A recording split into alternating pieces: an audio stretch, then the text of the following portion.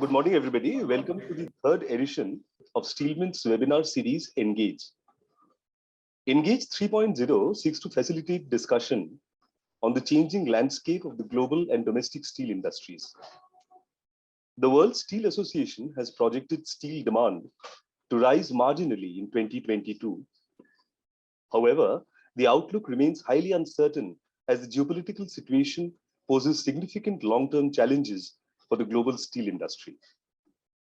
Among them are a possible readjustment in trade flows, shifts in energy trade, and their impact on energy transition, not to forget the continued reconfiguration of global supply chains.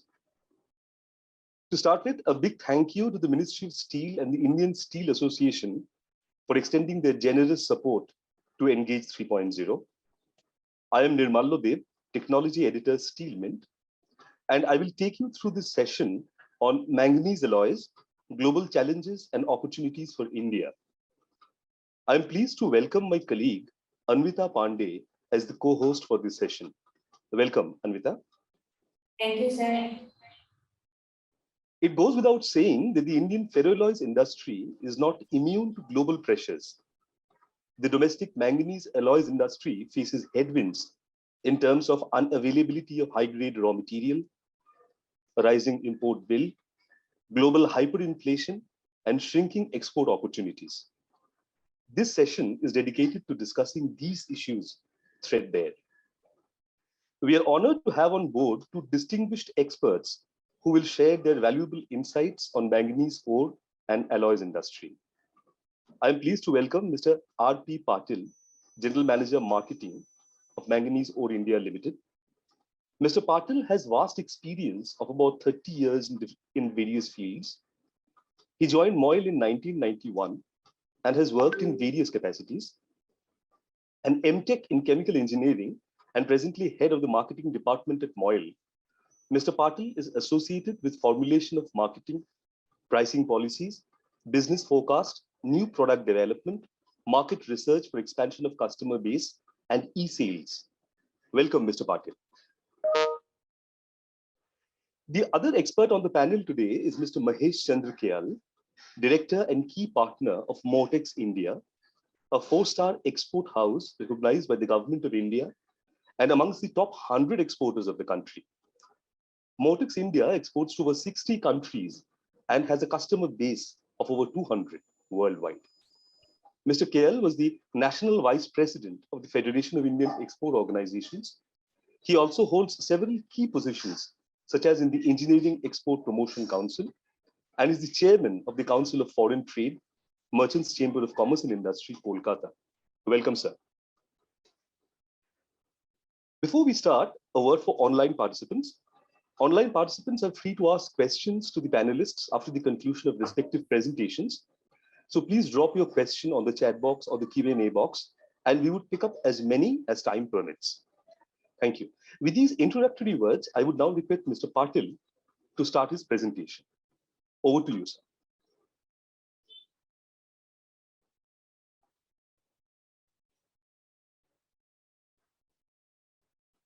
Good morning, everybody. I am audible? Yes, sir, you're perfectly audible. Please carry on. Then, can you start, madam? Yes, sir, sure.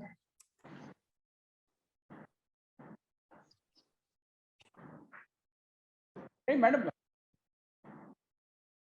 See, I am R.P. Patil, marketing working with MOIL. You know the MOIL is the largest producer of manganese ore in India. About brief of my MOIL. Next slide, madam.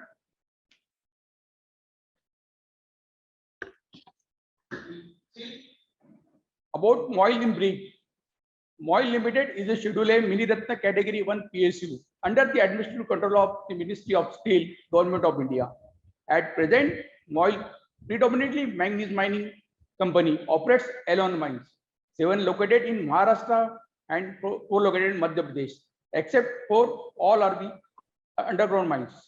Balaghat mine is the deepest manganese mine in Asia, and also largest mine company which produces one of the best quality manganese ore in country. Dongri Buzurg mine, located in Bandara district, Maharashtra, is the largest open cast mine and also produces manganese dioxide ore used by the batteries.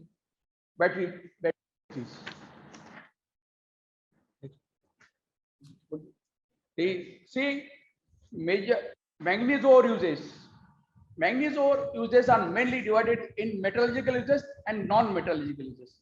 In metallurgical uses, see, maximum manganese is used in the manganese alloys production. About 90 to 91% manganese is used in the production of manganese alloys. In manganese alloys, there are two alloys: silico-manganese alloys and ferroalloys. In ferroalloys, we are using 25 to 30%, and in silico-manganese, we are using 60 to 65% of manganese.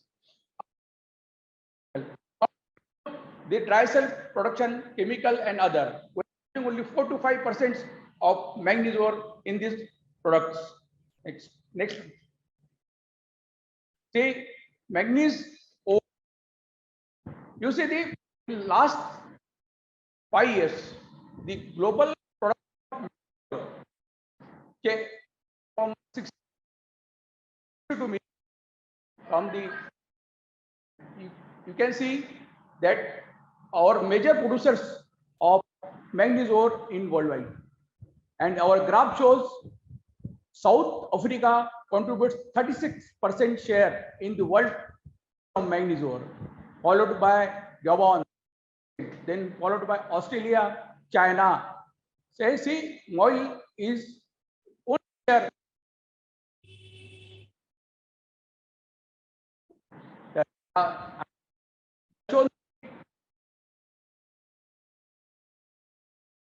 South 32 and Australia, we have South 32, Cosmin, Gabon, we have Camulong, Brazil, we have Valley, Ghana, we have Cosmin, and India, we are the oil, which is the largest miner in India. Next one, then domestic and supply of manganese ore. See, I just have given brief. India is the largest producer of steel in the world since 2018. Present installed capacity of crude production about 144 million tons. As per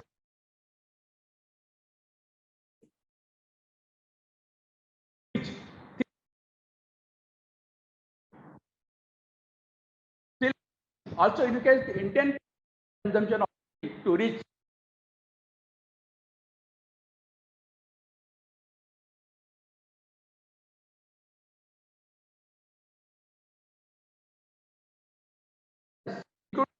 export at 12% per year. Progress contains known reserve only albeit the reducing level. This सरका हॉलीवे एक बार check करें उसमें network और connections बीच में break आ रहे हैं. Mr. Patil, next sir, one. Mr. Patil, Yes. Mr. Patil, I'm sorry to interrupt you, but your voice is breaking in between, and we're not able to hear you properly. Okay. Oh, thank you, madam. Chal. Next slide. Then this is a graph which we are at. Can you hear me? Dave sir, can you hear me? Yes, sir, We can hear you. Okay. But sir, your voice is breaking, sir, in between.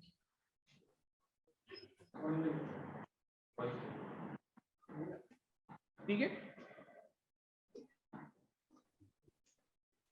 Yes, sir. Just a minute. I will tell you. Now, can you hear? Hello. Yeah, we can hear you, sir. But I believe there is a problem with the internet connection because your voice is breaking in between. Hello. Yes, sir, we can hear you. Now, please proceed, sir. Okay, just start again. Yes, sir. Now see, this graph show the last year, 2021-22, we have produced around 170 million tons of steel and we have consumed about 1.4 million tons of alloys and we have exported 1.75 million tons of ferroalized. Now, as per 2030-31, we are expecting our production of crude steel will reach to 255 million tons, and we will export at same level, that is 1.75 million.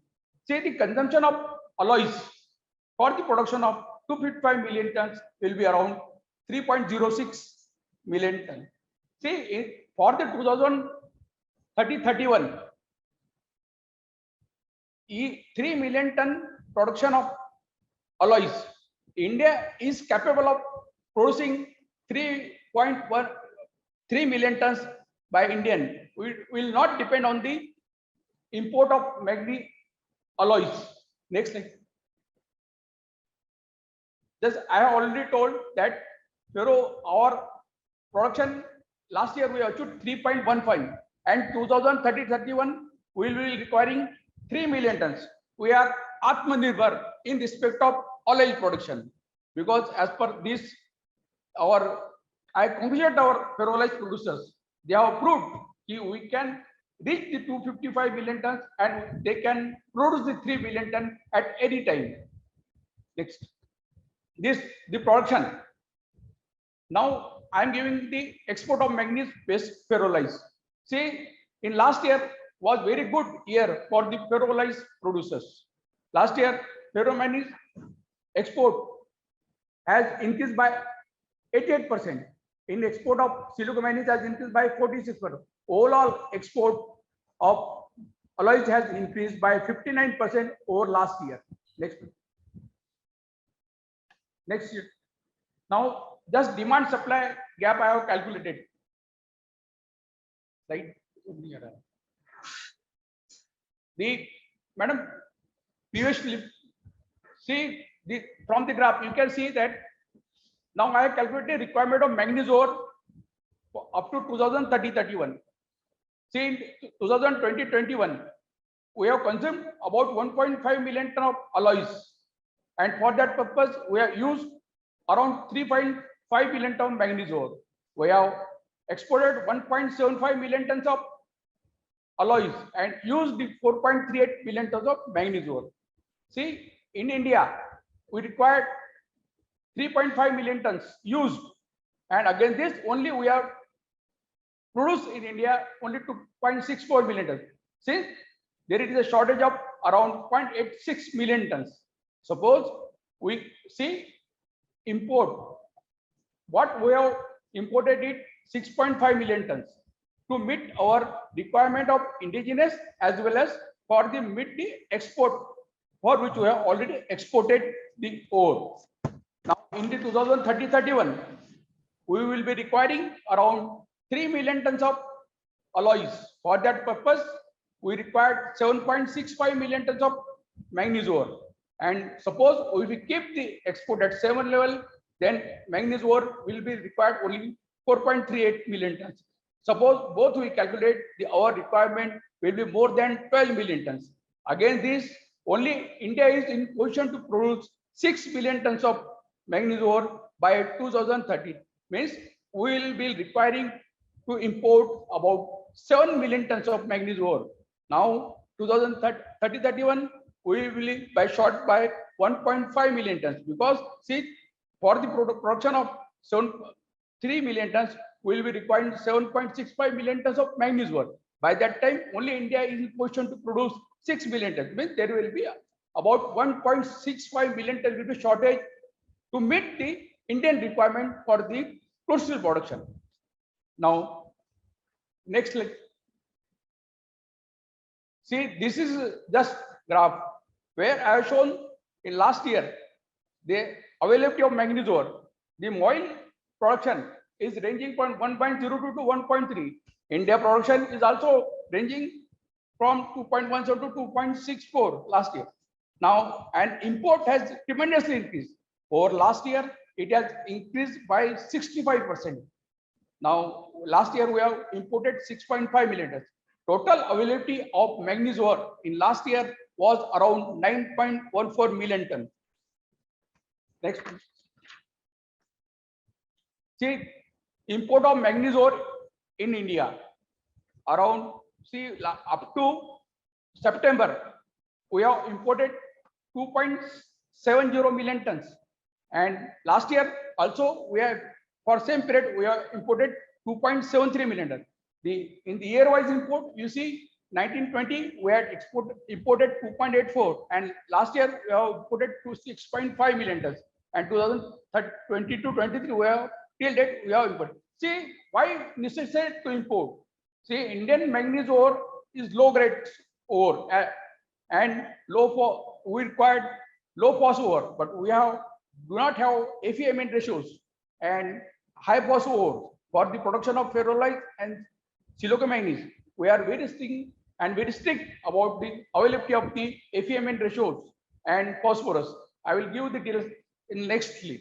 Then on this basis, I have just see the import of manganese ore. In the case of 46 to 44%, India has imported 83% more as compared to last year. In the 35 to 30% ore, India has exported more, and export has increased more than 100% in last year. Means this to meet the requirement, these high grades ore as well as low grades also important. Now next, availability of manganese ore for this year. Next slide. See, availability of manganese ore in India this year. Now total export we have carried out during this financial up to August is 0.78 million tons, which is 18% more as compared to last year.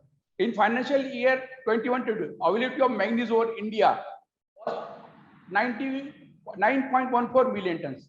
The total consumed the ore in last year financial year is around 7 million tons. And the after consumption we had inventory of 2.14 billion tons. Now crude steel production up to August is around 51 million tons.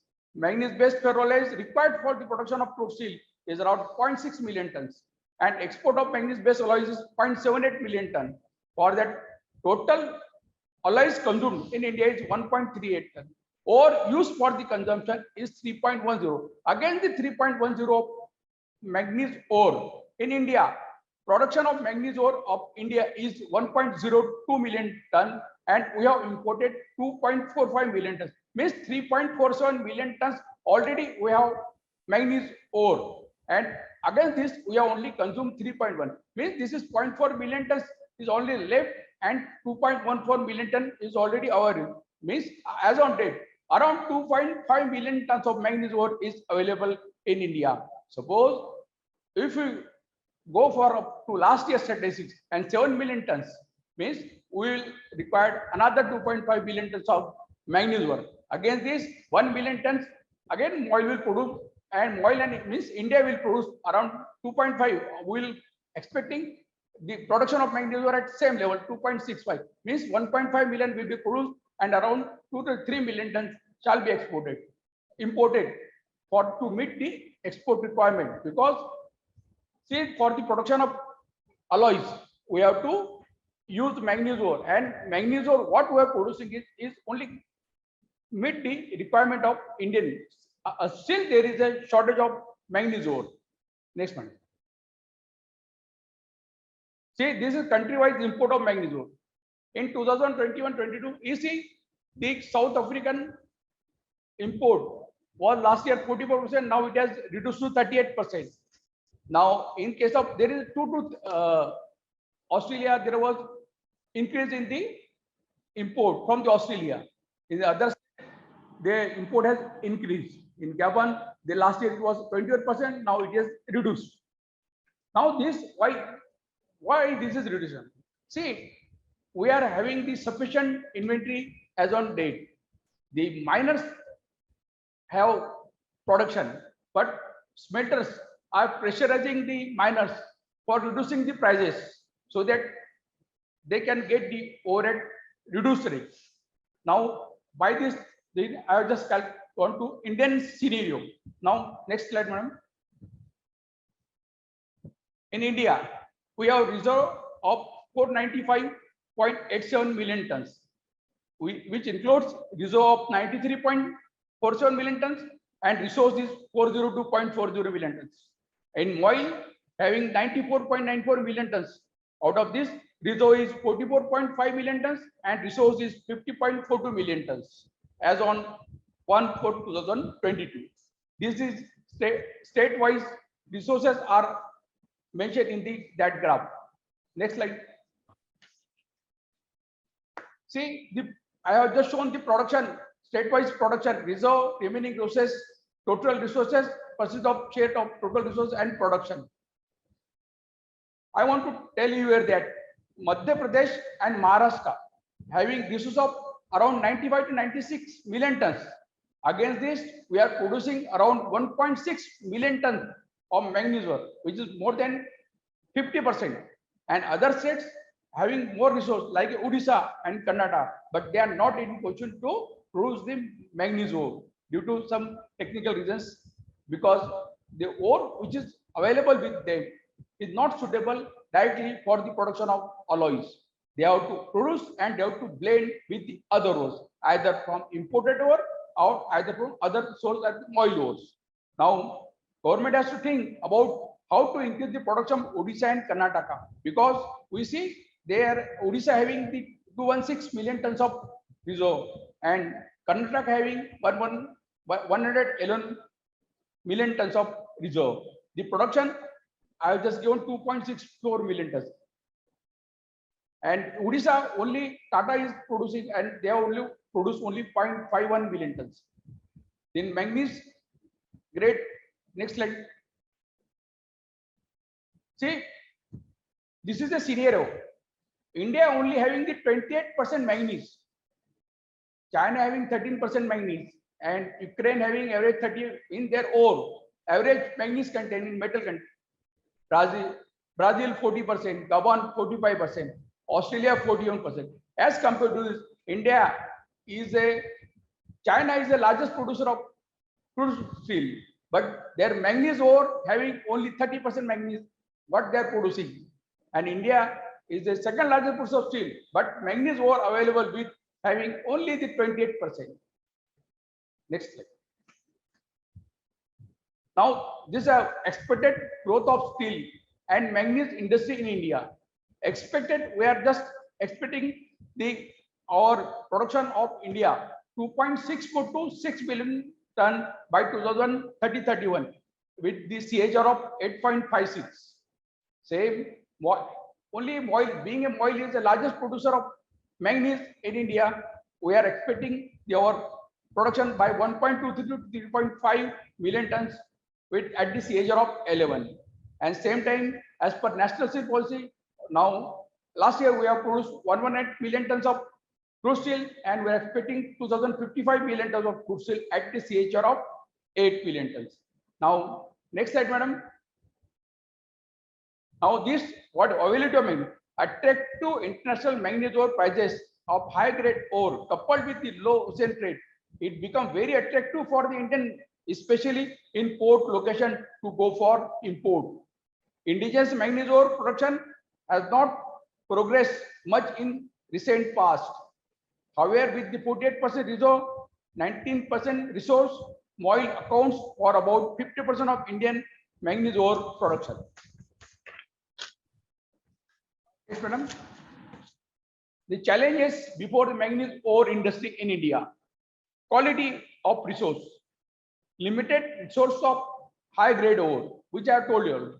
In some parts of country, manganese Mn and Fe ratio is major concern for direct use in production of ferroalloys.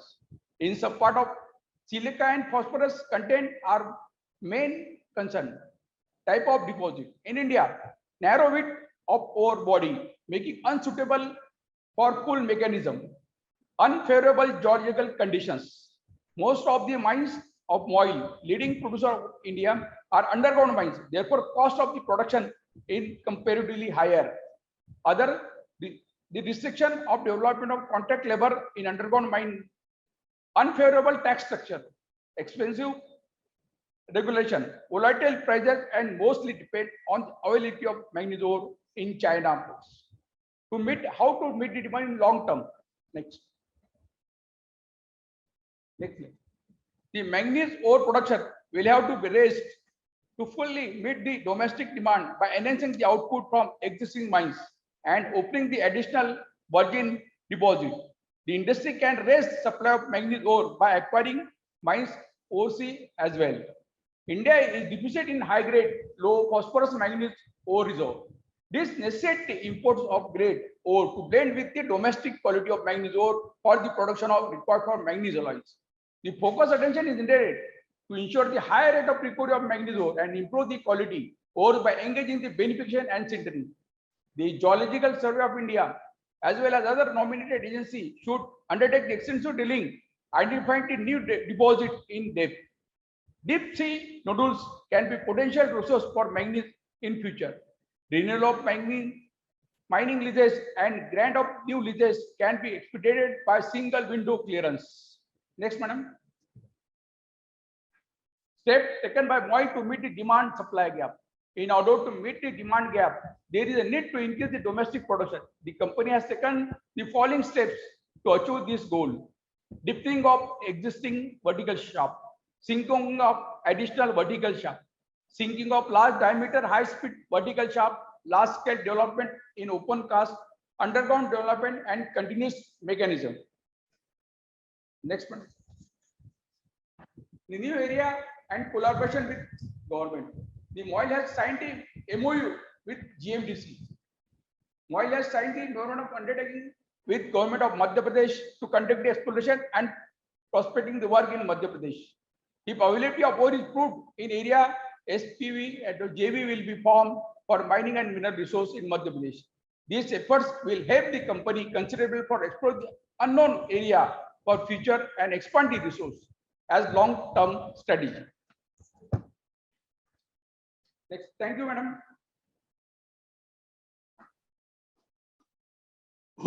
Yeah, thank you, Mr. Patil, for your very detailed presentation. I would now request Mr. Kial to start his presentation. Over to you, sir.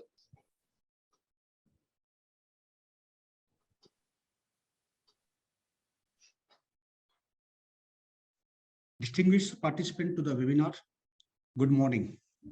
I'd like to thank Steel Mint for giving me this opportunity to discuss and share with you my views on global challenges and opportunities for India in global manganese alloys market.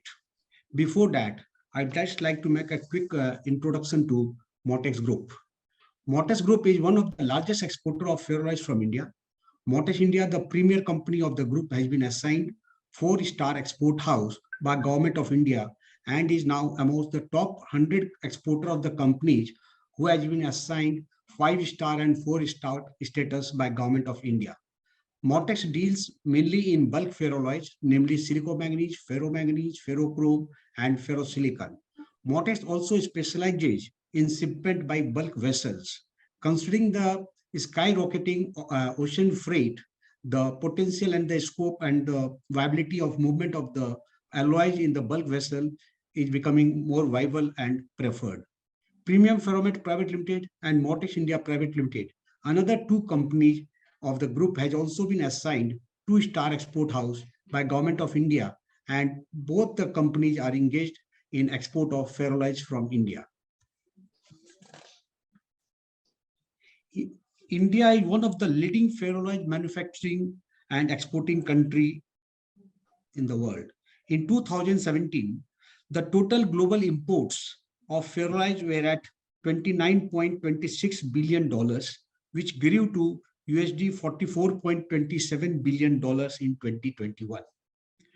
India's export also grew from 2.22 billion in 2017 to 3.16 billion in 2021. Due to pandemic in 2020, India's export dropped sharply but recovered the same in 2021. The Indian ferroalloy journey has undergone major challenges, with export registering 2.2 billion in 2017, 2.19 in 2018, 1.84 in 2019, going to ever low of 1.52 billion in 2020, but shot back and recovered to 3.16 billion in 2021. India's share is over 7% in global ferroalloy imports.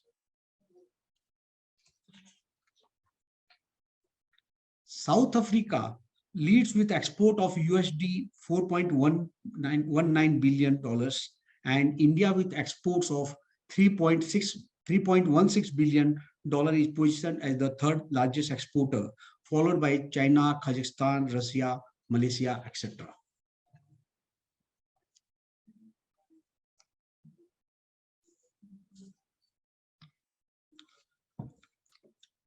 Indian ferroalloy is exported across the globe to all the major and small economies. China is the largest destination for Indian ferroalloy with USD 443 million, followed by UAE at 277 million, Japan at 267 million, Italy at 260 million, South Korea at 237, and Taiwan at $220 million.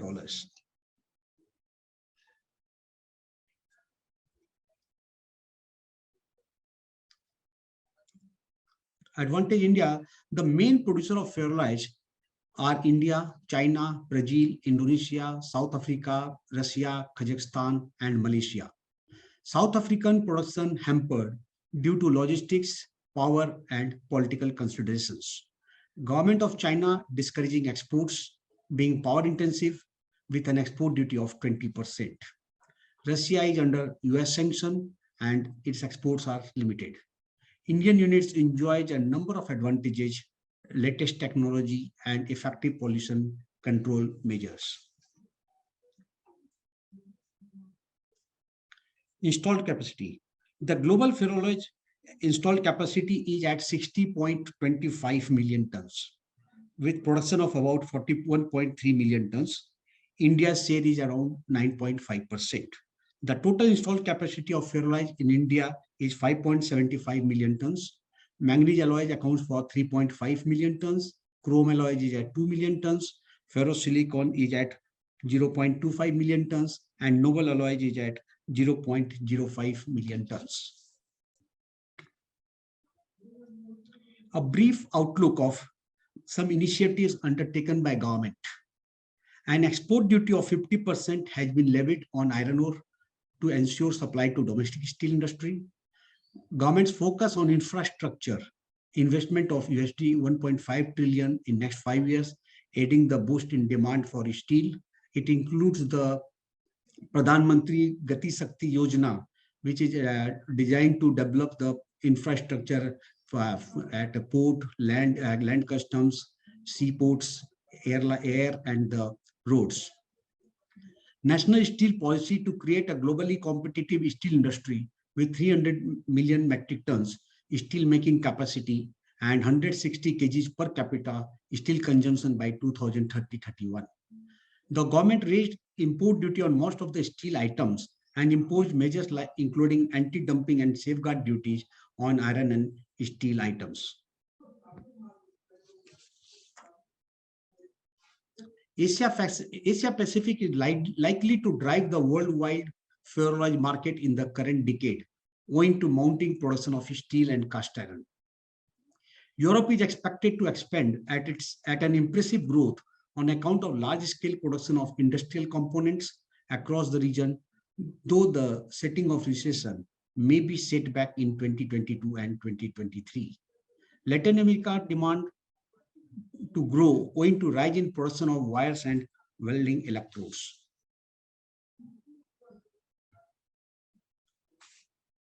Let us review the prospects and future growth in ferroalloy industry. The global crude steel output growing at about 5% and expected to grow at a similar rate overall. The steel growth in India has been higher and expected to grow at 7% till 2030 to take the production to 230 million tons. This consistent growth of crude steel production has a direct correlation with the demand for ferroalloys, that is ferrochrome, silicomanganese, and ferromanganese. Analyzing the projected demand for steel and ferroalloys, we see a considerable gap between demand and supply of steel as well as ferroalloys by 2030-31.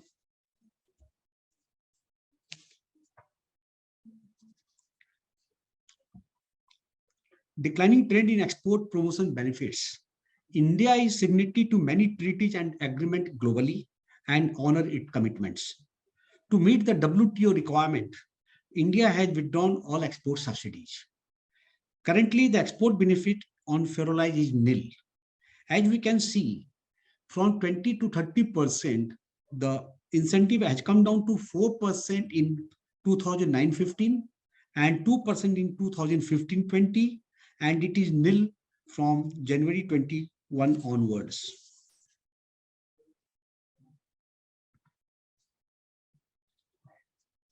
Highlighting some of the key challenges being faced by the industry. The country does not have abundant raw material, coke, coal, high-grade manganese ore, etc., which are imported at high prices from Australia, South Africa, and other countries. High operational cost, stagnant industry standards, and environmental regulations may impact the growth of the industry in future. Amount of energy consumption in manufacturing of some alloys is very high, and volatility in fuel prices may adversely impact production cost. Exports of ferroalloys from India are not fully zero rated. The government introduced the scheme to provide offsetting of unrebated taxes of electricity duty, VAT on petroleum products, other embedded taxes such as mining duties, levies, cess, royalty, etc. on ore and coal through the remission of duties and taxes on export products, popularly known as road-tap scheme. The global concept is goods should be exported and not taxes. Many countries globally follows the road-tap. This is the refund of unrebated and embedded taxes and duties and not an incentive. So I'd like to make it very clear that road-tap is not an incentive. And globally, many countries are following the principle and the concept of the road-tap scheme because this is simply the refund of the embedded and the unrebated duties and the taxes. And the goods should be exported, not the taxes. In the same concept, the road-tap scheme was introduced in India to refund back unrebated and embedded taxes. Data were submitted by the industry and vetted by the government officials and rates fixed. But due to resource limitations, mainly on account of the pandemic and some others, the scheme is not extended to ferroalloys and some other sectors. Ferroalloys suffers substantial amount of such duties and taxes. With the economy coming out of the pandemic impact, extension of road-tap benefit to this industry would make Indian alloys more competitive and help in raising its share in the global market. High inland logistic costs also blunt the competitive edge of the sector. Despite these constraints, Indian ferroalloy sector is competitive as reflected in its growth and global share. Even if during the presentation by Mr. Patil, it is seen that exports of ferroalloys has been quite high in 21-22 over to 2021. This is both in terms of the value as well as in terms of the volume.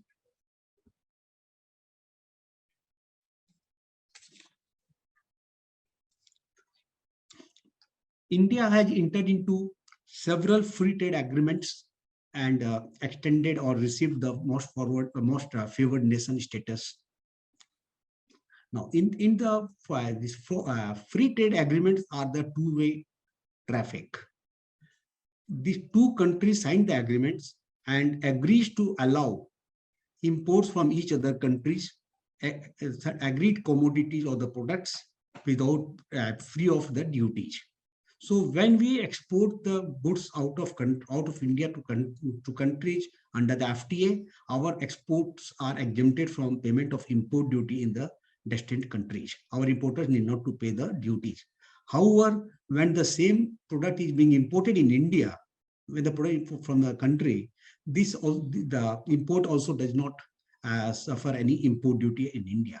So at times it causes the injury to domestic industry, but again, it is a give and take policy. So when our exports are subject to zero duty taxes, so definitely our imports have to be zero duty taxes. If you look at the chart, Look in the case of Vietnam, the import duty is around 5% on ferromanganese, ferrosilicon, and ferrosilicomanganese, but under the FTA it is 0. In case of Japan, it is 6% on ferromanganese and 2.5% on ferrosilicomanganese, 2.5% on chrome, but under FTA it is 0. South Korea, the duty varies from 3% to 5%, but under the FTA it is nil. In case of UAE, very recently and the last concluded FTA, is against the normal duty of 5%, the import duty is 0. So this puts our exports in much advantageous position under the FTA. Recent trends, the threat of global recession and persistent inflation have had a negative impact on commodity prices, and ferroalloy is no exception to that. High input cost to impact margins. The geopolitical developments and supply chain disruptions continue to cast a shadow. Of late, there is a trend reversal in ferroalloy prices, and certain input costs are also coming down.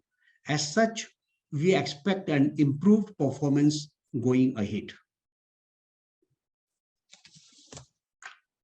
I would like to conclude by saying, ever since the pandemic, the global supply chain dynamics have undergone major changes. Having logistic access to both the eastern as well as western parts of the globe, India is gradually becoming a focal point of supply of ferroalloys worldwide. Given the current global situation, India is well poised to increase its shares in the world's ferroalloy market, and more countries are welcoming Indian origin ferroalloys. With the addition of new capacities, Indian ferroalloy is bound to increase its presence in the global ferroalloy industry. With this, I come to end of my presentation. I wish to thank you all for your time and patience hearing, and hope this presentation has been able to provide valuable insights on Indian ferroalloy industry and its global presence. Thank you very much. Thank you, sir. Thank you. That was a very insightful presentation indeed. Thank you once again. We are running behind the clock, so I would request Anvita to, without further delay, to start off with the question answer session.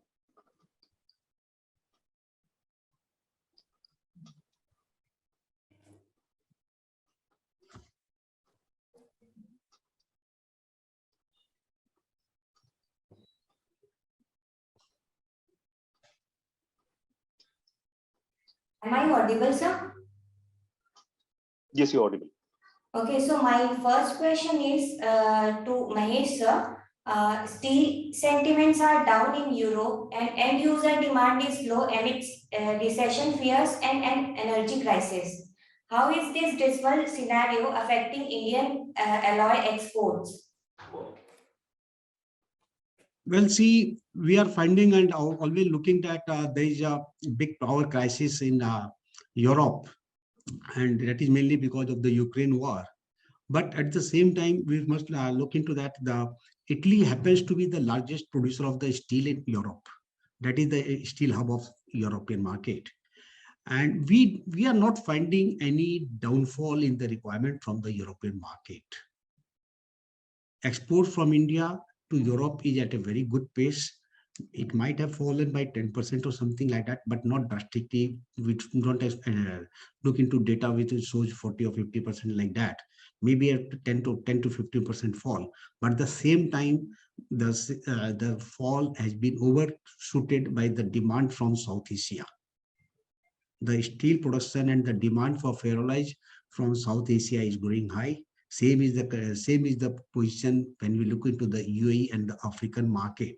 So overall, the ferroalloy export status remains unchanged at the same level.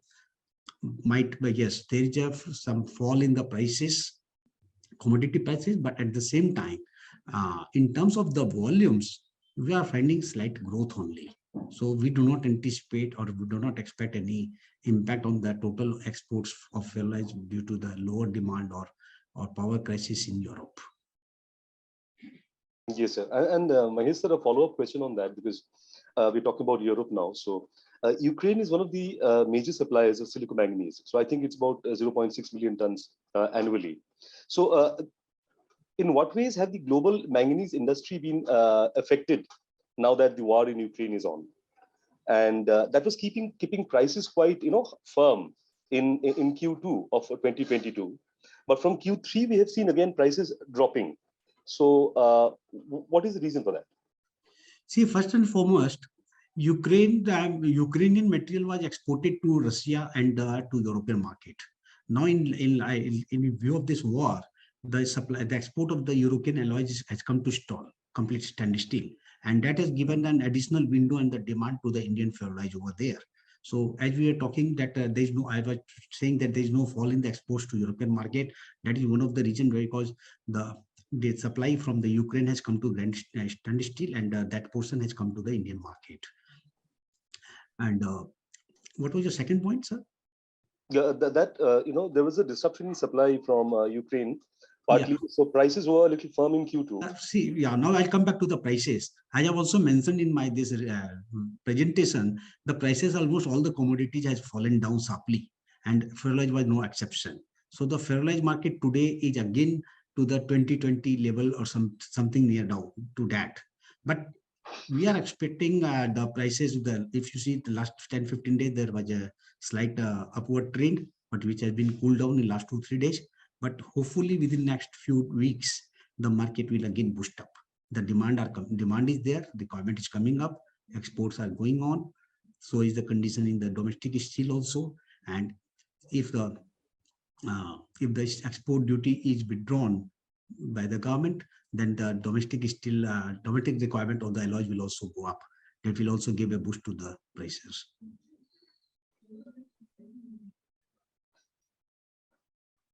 Okay. My next question is for both of you, sir. Given that Asia is India's biggest export market, what are the emerging export opportunities for Indian alloys producer?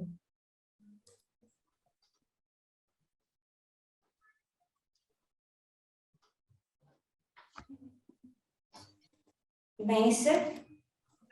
Well, I'll see, as far as the exports and the what I see, India is basically the exporters of the bulk ferroalloys only.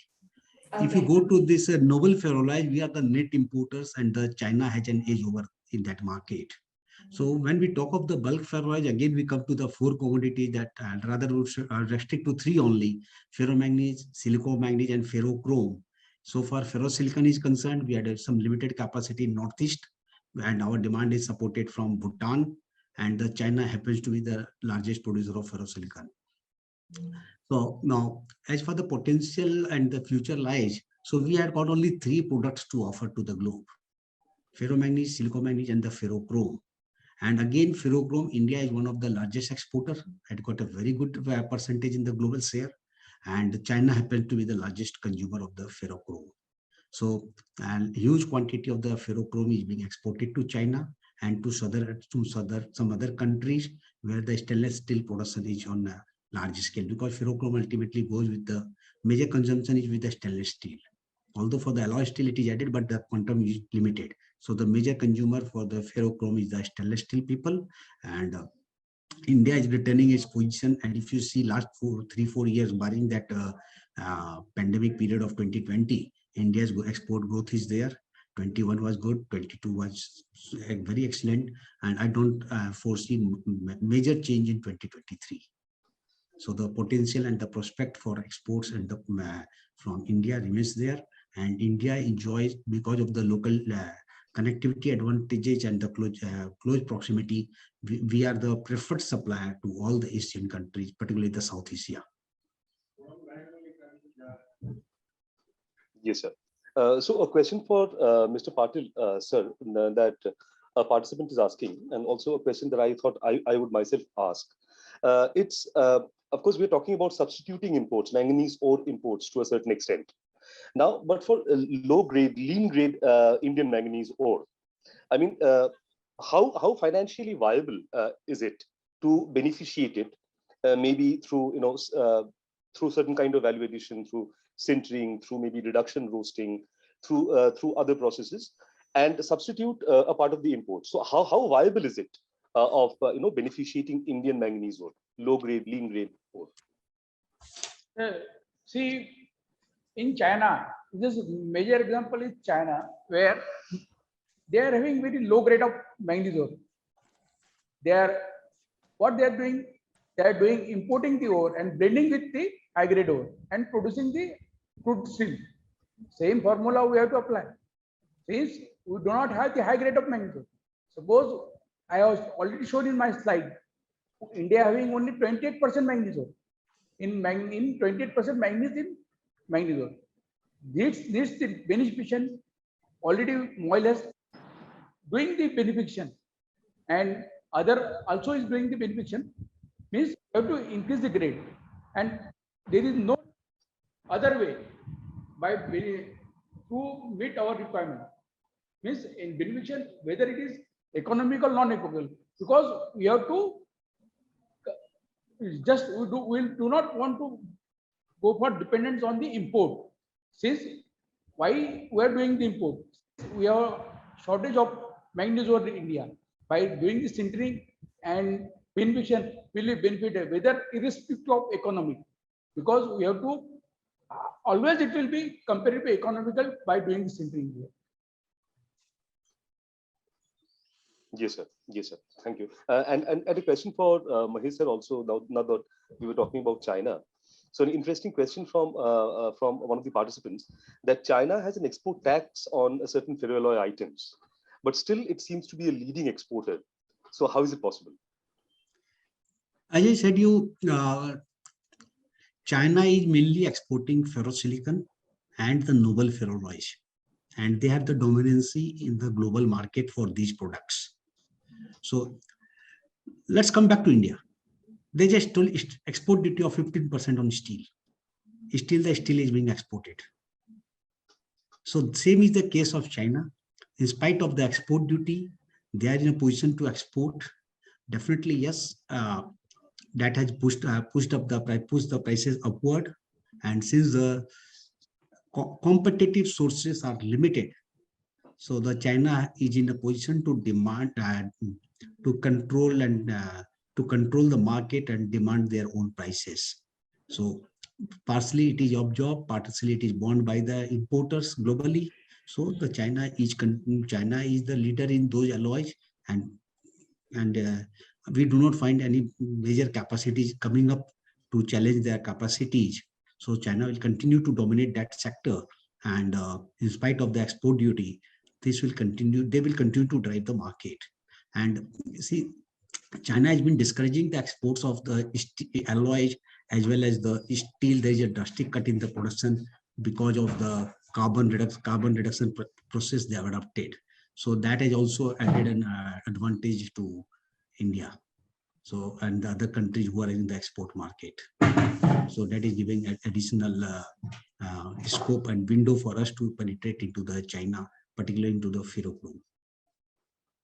Yes, Sir, sir. I want to add further for the China. Yes, sir. See, as far as China is concerned, they are not doing only crude, but they are also doing EMM and EMD also. Yes, they are low grade ore are being upgraded, means they don't want to require upgradation. They are using same ore for the production of EMM and EMD.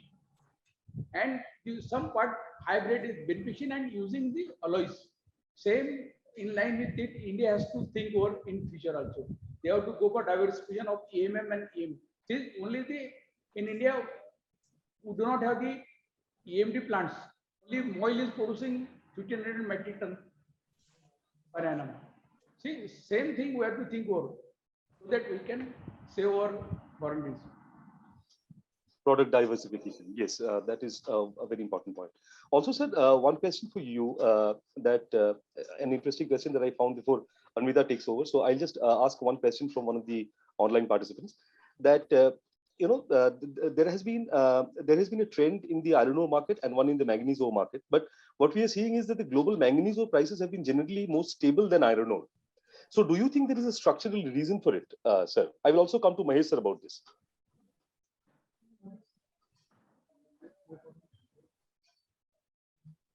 Yeah, Mr. Patil?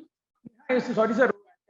Oh, you couldn't hear me. Okay, sir. So An online participant is asking that we are seeing that global manganese ore prices have been generally much more stable than iron ore prices. Like iron ore has fallen from over 240 to 50 US dollars to now 80, Yeah. 80, $75. But manganese ore prices are on a stable range. So what could be the structural reason for that? See, in India, totally prices are depending on the port stock of China.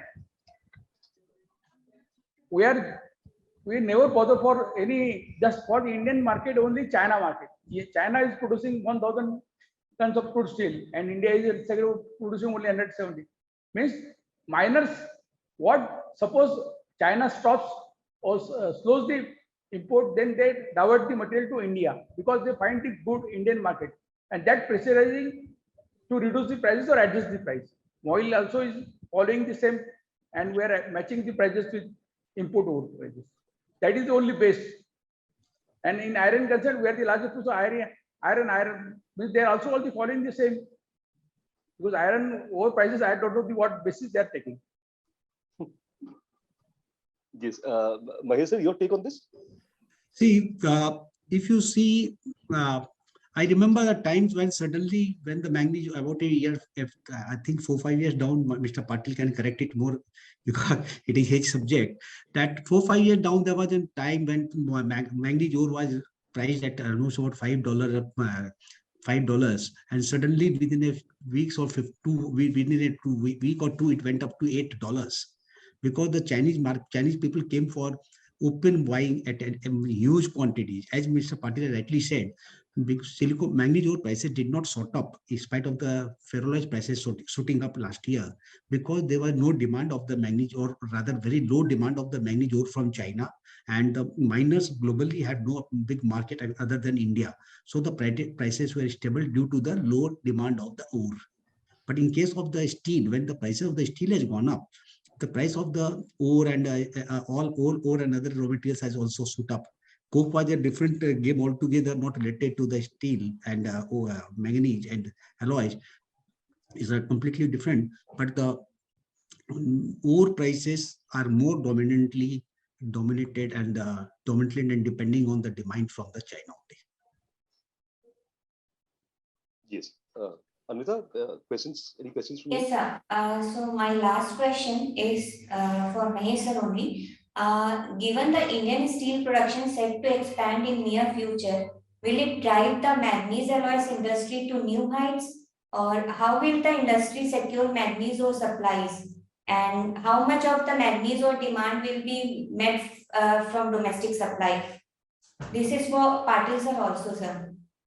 Madam, just I have told you, if see manganese crude steel production of India will be reached up to 55 million ton by 2030-31. For that purpose, I already told 3 million tons of alloys will be requiring. For that purpose, around 7 to 8 million tons of manganese ore will be required. For that purpose, for to meet the Indian consumption of manganese ore, we are planning for 6 million tons. Out of this, around 3.5 million will be produced by oil, and balance 2.5 will be produced by rest of manganese ore. And see, we are already planned and we'll achieve the 6 million ton. But will be always shortfall of 1 to 2 million ton, because we have some constraint. We do not have the high of manganese ore, low phos. Means we have to always depend on the import of ore.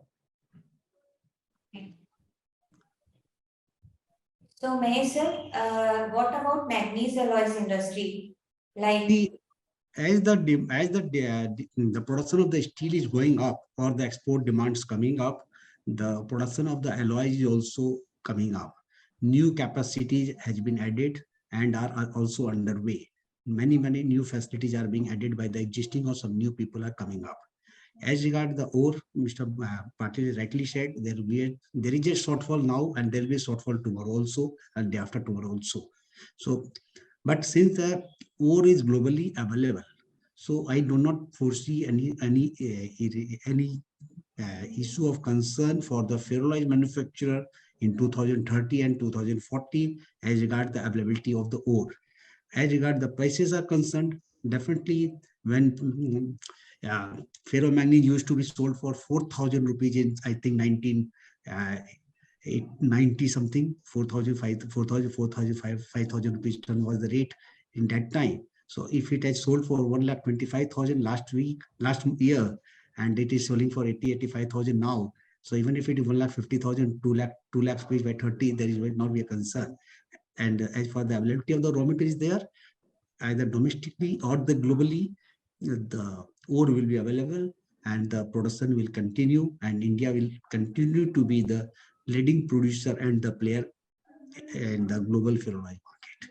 That is my personal.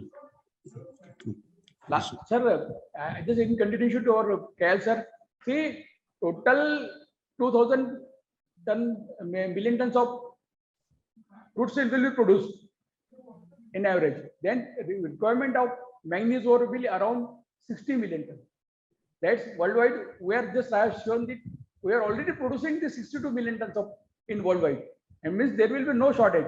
Other are not increasing their capacity, because if they will increase, then where they will sell? Because we do not have that much production. Steel production will get, manganese production will also increase. There is a lot of scope. If the spirit of India, other world also will go for increase in the production. There is no shortage of manganese. True. I agree with you, sir. As the demand goes, the production of the raw material, as well as the alloy, as well as the steel or what not, everything will go up. Now India is now I am Atmanirbhar. Yes, sir. Sir, I always tell you in the international forum that my ferroalloy industry is the true follower of the Honorable Prime Minister's concept of Atmanirbhar. This industry is not depending and not supported by any sort of the government incentives or the subsidies. So this is at its own. We simply get the duty drawback, which is nothing but the reimbursement of the duty paid on the import of the manganese ore. Otherwise, the industry has the option of importing the same at a zero rated duty under advanced license. So the drawback is never considered as an incentive. And beyond that, this industry is not getting any support. And I would like to just disclose, when we have submitted the data for the roadmap for ferrochrome, it was something to the tune of 11 to 12%. So can you imagine what is the amount of the duties is being loaded and loaded on the product when it is exported out of country? And even the lowest what we can anticipate, the road tap is 4 to 5%. Even if that support comes, so that will be a very big boost to the export of ferroalloys, particularly the ferrochrome. Manganese ore also the impact is quite high, but not like, because in the respect of ferrochrome, all the ore is domestic, locally procured. But in case of manganese ore, as we have seen, larger portion comes from the import side, and that also the high grade and all. So there is a lower impact of the road tap on that product. But road tap is definitely, if it is given to in true sense, again, as I mentioned, and I would like to repeat before you conclude, road tap is not an subsidy or incentive. It is just simply the refund of the duties and taxes, which otherwise should not have been charged on the export products. So that will, if our due taxes are being reimbursed, this industry will be looking towards a different dimension. Yes, sir. So one last question for Mr. Patil, because last year when I was attending this FIMI's conference in December last year, so oil experts there said that the PSU miner is now planning to expand capacity and acquire new leases in other states, because the target, I think, for the 2030 target, I think it's about 3.5 million tons. I mean, where in which other state is MOIL looking to take new leases? That's my first question. The second question is MOIL thinking of acquiring mines overseas? Sir, already we have signed with MOU with GMDC, Gujarat. And Madhya Pradesh, we are also trying to get the ore. Because see, manganese ore availability is very difficult. See, unless and until it is not viable to extract, it is very difficult to go for mining. And there are a lot of procedure we have to follow. In GMDC, last I think GMDC just we have finalized. Now it took more than 3 to 5 years, and other for the up to production again it will take 3 to 5 years. Means it is not so easy. Lot of permission we require. Means suppose if you want to start the plant, you can start the plant, but you can't start the mining. It is very difficult job. So by suppose we plant today, it will take a lot of time. So oil is also trying to other states. Means it is not so easily available. Mines are not easily available. Yes, sir. We get your point. So just one last thing that I want to know is that what is the EC capacity like? That you were saying that in Gujarat or in Madhya Pradesh. So what is the EC capacity like? EC capacity, the EC limit for those mines. All ECC capacity. Sir, we see ECC capacity means we can take out the material up to that level. Means around oil having 20 million tons of oil today we are producing 1.2 million tons of manganese ore and we have around 2 million tons of ECC, but we cannot go up to that level. Yes, sir. Get your point. Get your point, sir. Anyway, that was a very constructive, very fruitful discussion. But we are really running short of time, so I really have to conclude now. That was a really exciting session of thought-provoking discussion, and I'm really thankful to the speakers for their insights and their invaluable insights, in fact, and the participants also for making this session such a great success. Thank you, Mahesh sir. Thank you, Rajesh sir. And also many thanks again to the Ministry of Steel and the Indian Steel Association for their logo support for Engage 3.0. Don't forget to sign in for the next session on the series, which is on the impact of recent bulk supply on the Indian scrap market, the ferrous scrap market. And this session starts right after this. It starts at 12:30 p.m. today. So thank you once again, the experts on the panel. Thank you, Anvita. Thank you, everybody.